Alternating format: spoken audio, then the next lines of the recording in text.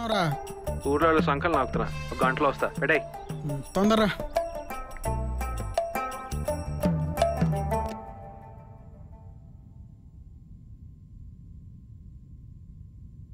Okay okay.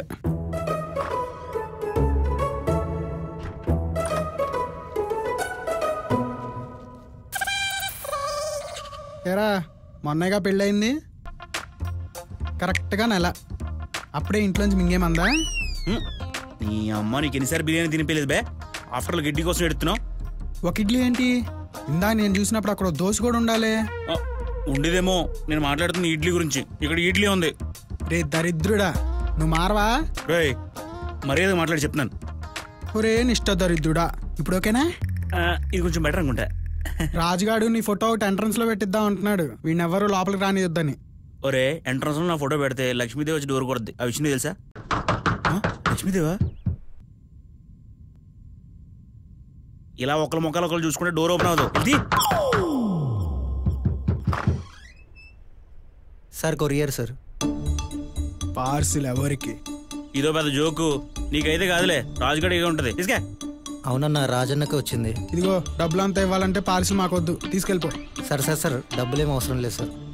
మాకు తెలుసులే. కొన్ని వాటర్ ఉంటే ఇస్తారా?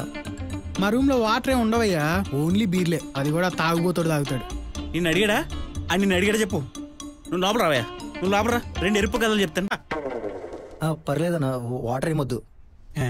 ఏ ఎక్కడికి వెళ్తావు? లోపల చెప్తాను. లోపల నీకు మంచి కథలు చెప్తాను కదా. లోపల రా, లోపల రావయ్యా.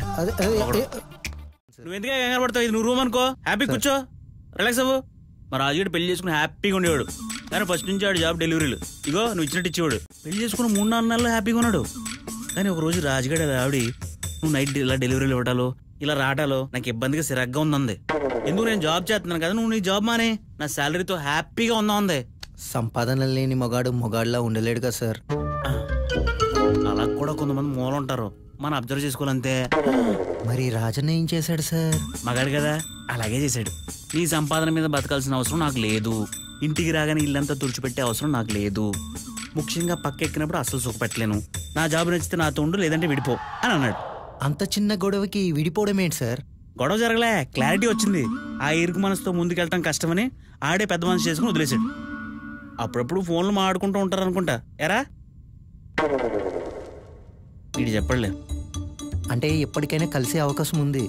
వీడు ఉండగా జరగదు అంటే ఏం లేదు, నువ్వు మంచోడని చెప్తున్నా అంతే. మరి ఈసారి కథ ఏంటి సార్? బా నీ దరిద్రం తెలుసుకోవడానికి ఎంత ఇంట్రెస్ట్ చూపిస్తున్నాడు రా, చెప్తా.